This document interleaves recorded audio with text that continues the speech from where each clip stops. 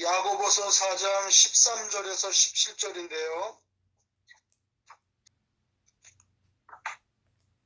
야고보서 4장 13절에서 17절을 우리가 한 목소리로 받들어 읽겠습니다. 시작. 들으라 너희 중에 말하기를 오늘이나 내일이나 이곳을 가서 거기서 1년을 머물며 장사하여 이익을 보리라 하는 자들아, 오직 너희가 알지 못하는도다. 너희 생명이 무엇이냐? 너희는 잠깐 보이다가 없어지는 안개니라. 내가 도리어 말하기를 주의 뜻이면 우리가 살기도 하고 이것이나 저것을 하리라 할 것이거늘 이제도 너희가 하는 자랑을 하니 그러한 자랑은 다 악한 것이라. 그러므로 사람이 선을 행할 줄 알고도 행하지 아니하면 죄니라. 사람이 선을 행할 줄 알고도 행하지 아니하면 죄니라. 아멘. 오늘 이 생명이 무엇이냐 이 제목으로 말씀을 전하고자 합니다.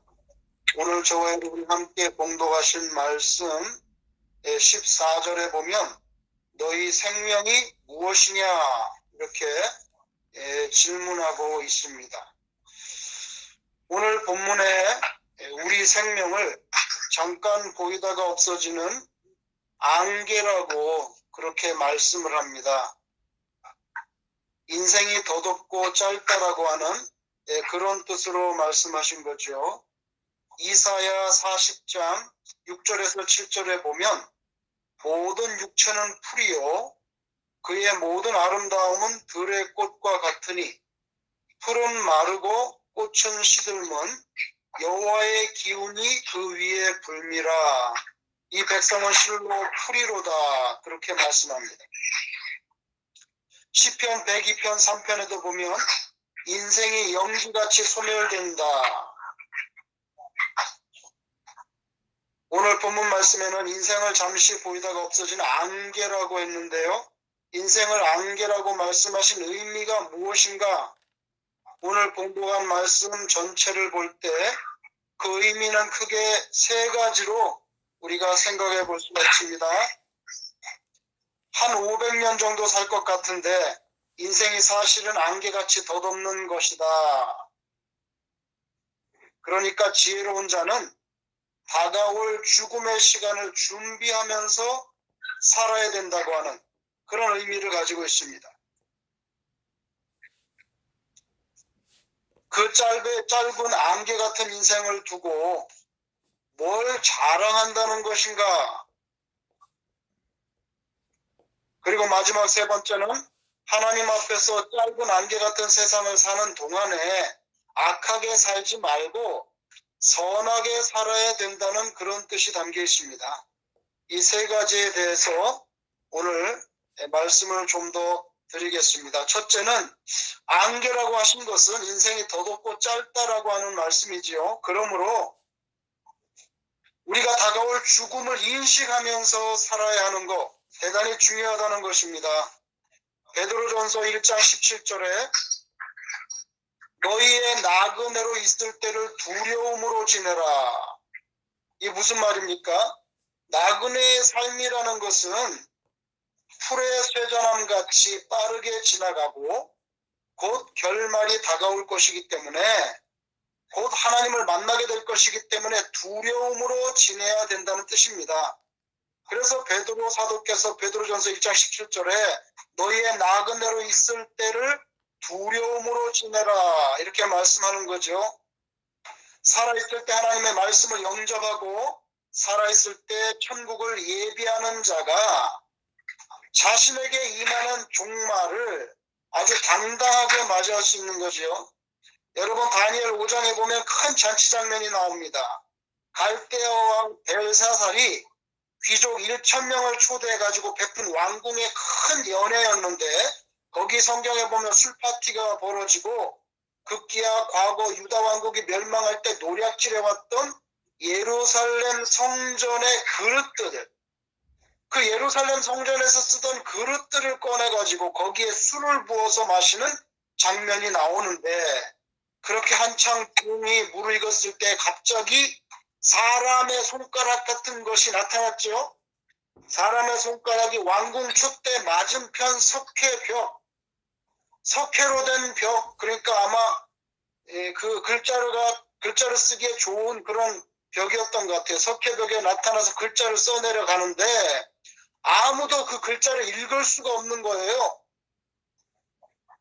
그래서 지혜로운 박사들을 수소문하고, 이게 얼마나 놀랬겠어요. 술잔치가 벌어졌는데 갑자기 사람의 손가락 같은 것이 나타나서 벽에 글을 써내려가니 얼마나 두려웠겠습니까. 그런데 그 뜻을 알 수가 없어서 바벨론의 박사들을 다 불러들여도 읽을 수가 없는데, 결국 노년이 된 다니엘이 다시 등장하고 나서야 그 글자가 판독이 되었는데, 그것은 메네메네 데겔 우바르신, 메네메네는 넘버, 헤아려 봤다는 것입니다. 그래서 메네메네, 헤아려 보고, 데겔은 무게를 잰다는 뜻인데, 무게를 재어보고, 우바르신, 그리고 나누었다, 이 뜻입니다. 그래서 다니엘이 해석을 해줬는데, 하나님께서 악한 왕 벨사살의 삶을 헤아려 보고 그 무게 중심을 달아보니 아무리 봐도 자비를 베풀 근거가 없어서 결국 나라를 우바르신, 갈라내겠다, 나라를 분열시키겠다는 그런 뜻입니다. 벨사살 왕은 다니엘 5장을 읽어보니까 연애를 마친 바로 그날 밤에 암살당해서 죽었어요. 하나님이 안중에 없는 권력, 사치, 향락의 말로가 이런 것이죠. 벨사살이 자신의 인생이 잠시 있다 사라지는 안개 같은 것이라는 것을 진정 미리 깨달았다면 그런 비극적인 결론을 맞지 않았을 텐데, 히브리서 9장 27절에 한 번 죽는 것은 사람에게 정해진 것이요 그 후에는 심판이 있으리니, 인생의 본질이 안개 같다는 것을 깨닫는 것, 즉 죽음을 인식하고 사는 자가 가장 지혜로운 자라는 거죠. 자신의 죽음을 인식하고 사는 사람은 하루하루를 아무렇게나 살 수가 없잖아요. 살렘교회 모든 성도님들은 늘 이렇게 마지막 때를 인식하면서 살 수 있기를 주님 이름으로 축원합니다. 아멘. 두 번째로 인생의 안개 같다는 거는요, 짧으니까 죽음을 인식한다는 뜻 말고도 허탄한 자랑을 왜 하느냐 하는 것이지요. 아무리 화려하고 거창하고 위대해 보여도 그런 것들이 영구적인 것이 아니고 안개 같은 것이라면은 그런 중에 무언가를 자랑한다는 것 자체가 우스꽝스러운 총극이지요. 그게 영원한 것이 아닌데 무엇을 자랑하겠습니까? 인간에게는 스스로 완벽할 수 있다고 여기는 그런 교만함이 있습니다. 저마다 잘났다고 생각하는 부분들이 있을 수가 있죠. 그런데 하나님께서 그 교만을 꺾기 위해서 때로 초정밀 기계도 가끔 오작동이 되게 허락하시고 우주선에 사고도 일어나도록 허용을 하시죠. 이런 사고가 안 난다고 하면 사람들은 정말 자신이 완벽하다고 여기고 교만해져서 하나님의 존재 자체도 인정하지 않게 되는 것입니다. 요사이 코로나 바이러스가 퍼지니까 전에 일절 하나님의 존재에 대해서 관심조차 없던 사람들이 하나님을 생각해 보게 되지요. 아무런 두려움이 없이 온 세상에 가장 잘나고 위대한 듯이 살던 사람들이 자기 코를 틀어 막으면서 두려움과 불안 속에 꼭꼭 숨으려고 하지요.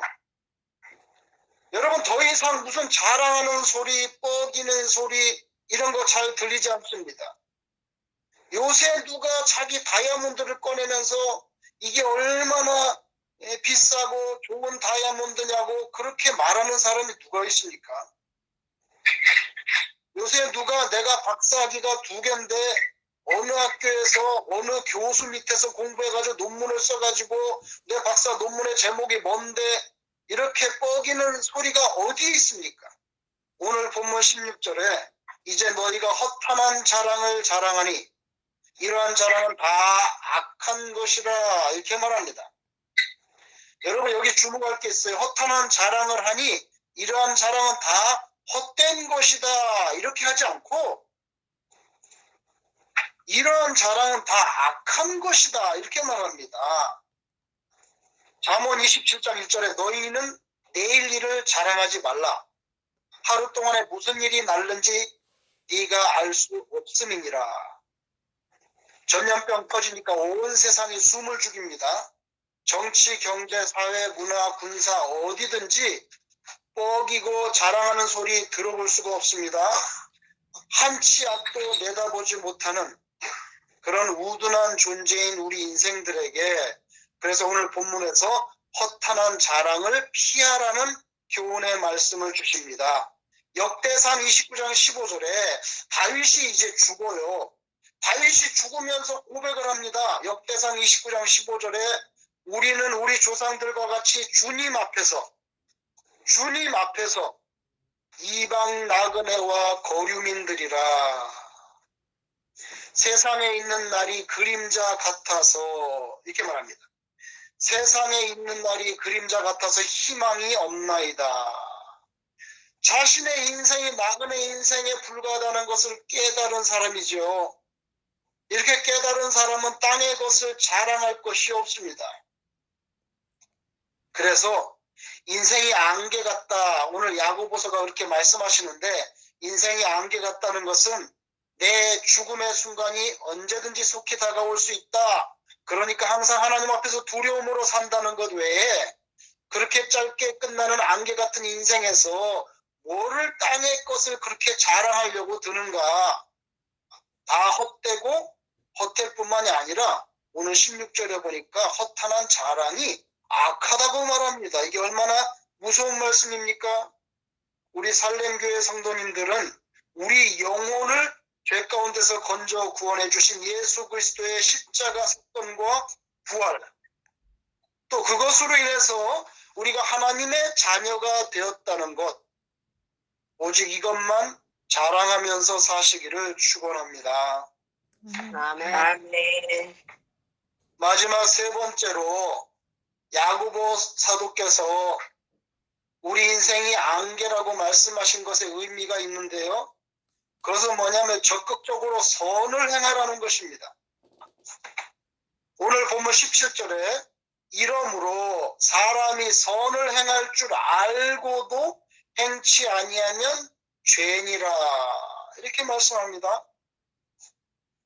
근데 여러분 이 말씀은 착한 선행을 하라.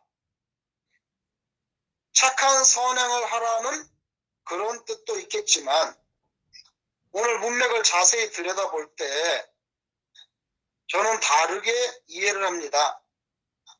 오늘 본문 17절에서 말씀하는 선을 행한다는 것은 바로 앞에 16절에 언급한 허탄한 자랑을 하는 것, 허탄한 자랑을 하는 거에 반대되는 개념으로서 선을 행한다는 그 말씀을 주셨다고 생각해요. 그러니까 오늘 본문 17절에 선을 행할 줄 알고도 행치 않으면 죄가 된다 했는데 여기서 선을 행한다는 것이 선행을 한다는 뜻도 있겠지만 제가 볼 때는 그것은 핵심이 아니에요. 여기서 선행을 하라는 것은 허탄한 자랑을 하는 그런 악한 거, 아까 악하다 그랬죠? 허탄한 자랑은 다 악한 것이다 이렇게 말했잖아요. 그러면 그 악한 것에 반대되는 개념으로서의 선한 것을 말씀하는 겁니다. 허탄한 자랑은 악한 것이라고 했는데 그 악한 것에 예가 있습니다. 예가. 그게 뭐냐? 이거 허탄한 자랑의 예가 13절에 나와요. 들으라. 너희 중에 말하기를 오늘이나 내일이나 우리가 어떤 도시에 가서 거기서 1년을 머물며 장사하여 이익을 보리라. 요게 허탄한 자랑이라는 거예요. 예를 들어서. 그래서 허탄한 자랑이 뭡니까? 오늘이든지 내일이든지 우리가 어떤 도시에 가서 거기에서 한 1년 동안 머물러서 장사를 하면서 이익을 보자. 요런 것이 허탄한 자랑이라고 말씀하면서 요런 것이 악하다는 거예요. 여러분, 그러면 누구든지 간에 어디 가서 장사해서 돈을 벌겠다는 것이 그게 악한 것입니까? 아니, 누구든지 생계를 위해서 어디에 가서 장사할 수 있고 어디 가서 1년 동안 머무르면서 돈을 벌 수 있는데 그것이 악한 것이냐고요. 그것이 어떻게 허탄한 자랑이 되는 것입니까? 근데 여러분, 여기 핵심은 오늘이나 내일이나 요 표현에 있습니다. 오늘이나 내일이나 요 표현에 있어요.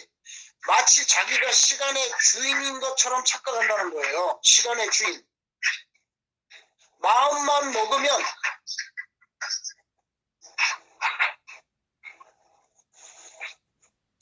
마음만 먹으면 어떤 시간이든지 어떤 날짜든지 내가 시카고에 가거나 내가 시애틀에 가거나 내가 무슨 캘리포니아에 가거나 어떤 도시든지 간에 자기 뜻대로 선택해서 자신의 계획을 펼치고 실현할 수 있다. 얼마든지. 이 생각 속에는요. 어떤 사람이 어느 날 어느 도시에 가서 얼마만큼의 규모의 가게를 오픈해서 1년 동안 어떤 이익을 거두겠다. 여기 핵심이 뭐냐면 그것이 나쁘다는 것이 아니라 여기 생각 속에는요. 하나님의 뜻이 무엇인가?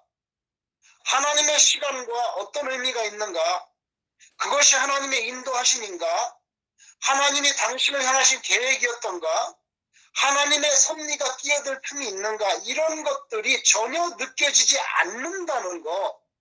다시 말해서 순전히 인간적인 계획, 인본주의로 똘똘 뭉쳐서 사는 것.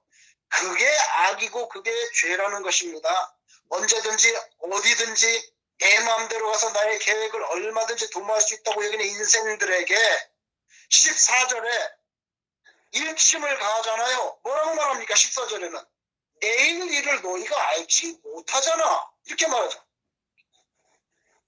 그래서 13절에는 오늘이나 내일이나 이렇게 말을 했는데 14절에는 네가 내일 일을 아느냐는 거예요. 우리가 불과 한두 달 전만 해도 예배당에 가지 못하게 될 것을 누가 상상이나 했겠는가? 미래라고 하는 것은 어리석은 인생들이 착각하듯이 그렇게 자기 자신에게 달려있는 것이 아니라 하나님께 달려있다. 내일의 주인은 누구냐? 내일의 주인은 하나님이시지 내가 아니다. 그렇다면 다시 17절로 돌아가서 선한 것을 행하는 것이 구체적으로 뭐냐? 오늘 야고보서에서 말씀하시는 선한 것을 행하는 게 뭐냐는 거예요. 오늘 야고보서 본문 17절에서 말씀하신 선한 것을 행하는 것은 거리에 있는 어린에게 밥을 사주거나 돈을 주는 그런 선행을 말하는 것이 아니라고 보입니다. 오늘 17절에서 말씀하시는 선을 행하는 것의 핵심은 뭐냐면 그 답이 15절에 있어요. 그 답이 뭐냐면 너희가 도리어 말하기를 주의 뜻이면 이게 나오죠. 주의 뜻이면 우리가 살기도 하고 이것이나 저것을 하리라 할 것이거늘. 여기에 핵심이 있습니다. 다시 말해서 오늘 본문 17절에서 말씀하는 선을 행한다는 것은 나의 계획, 나의 머리로 살려들지 않고 하나님의 뜻을 늘 추구하면서 사는 것. 그게 바로 선을 행하는 것이라는 거예요. 그걸 알면서도 하나님 없이 사는 사람, 그거는 악한 것이라는 거예요. 그래서 17절에 말씀하는 선을 행한다는 것은 모든 일을 할 때 시간의 주인이 되시고 우리 생명의 주인이 되시는 하나님을 늘 인식하면서 하나님의 뜻에 부합하냐?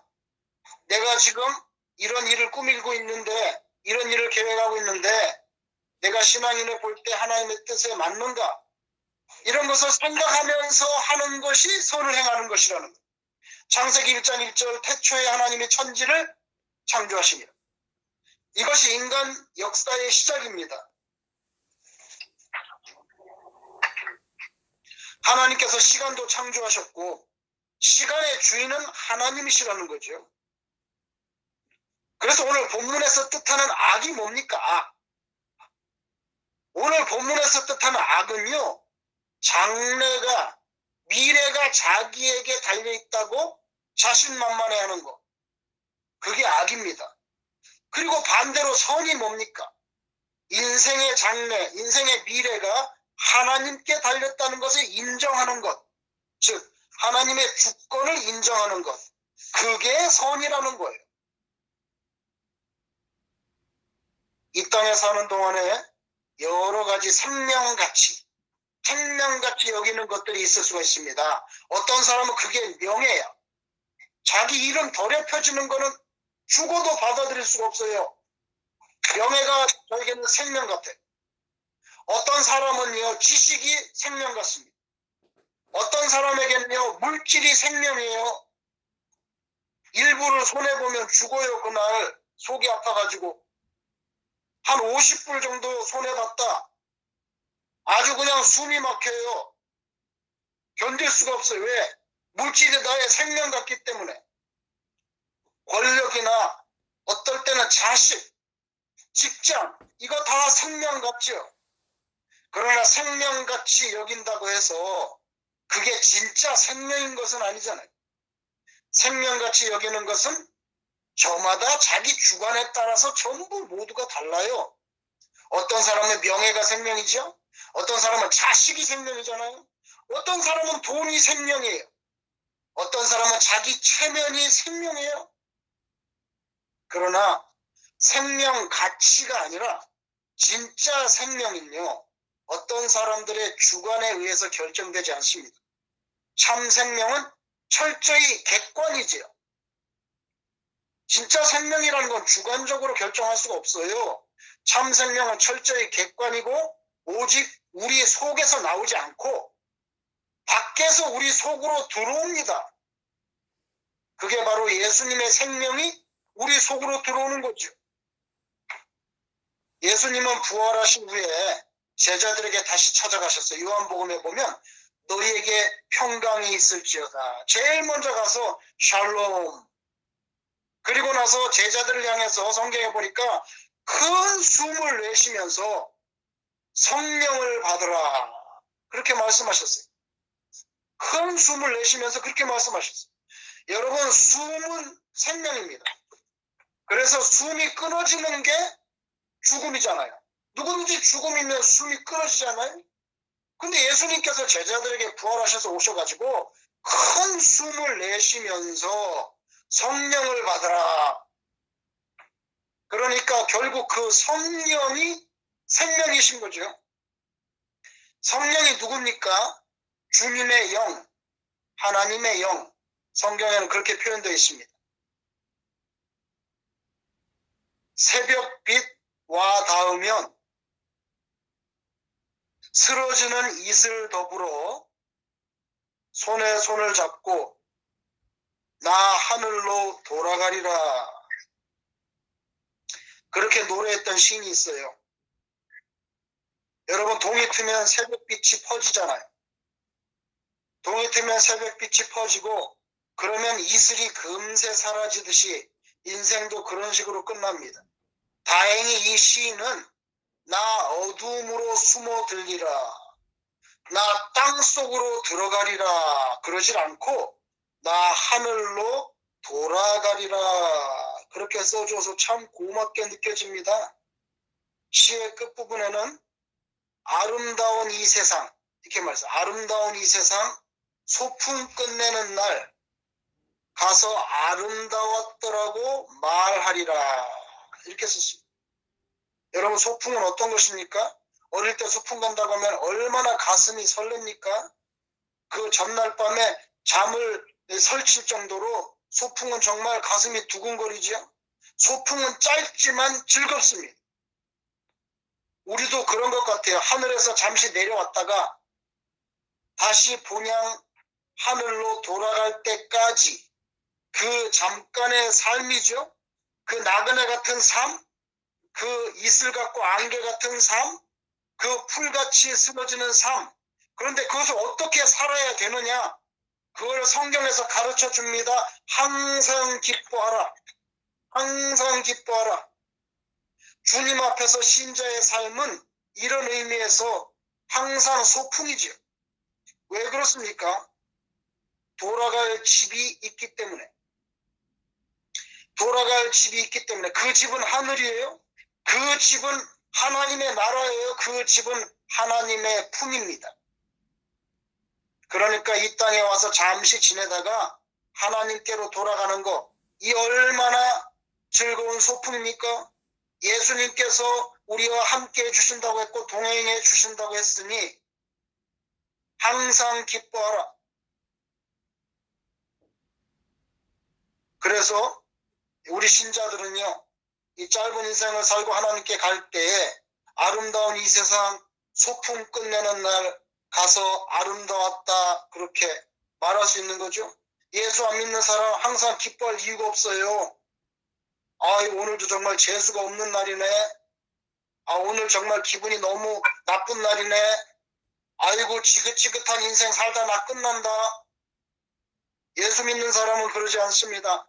예수님을 가슴에 품고 사니까 항상 기뻐하고 쉬지 않고 기도하고 범사에도 감사하는 그런 삶이 되는 거지요. 오늘 본문 14절에 너희 생명이 무엇이냐? 예수님의 십자가와 부활, 성령의 충만, 하나님의 주권을 인정하면서 사는 것, 바로 이것이 저와 여러분의 참 생명이 되기를 주님 이름으로 축원합니다. 아멘.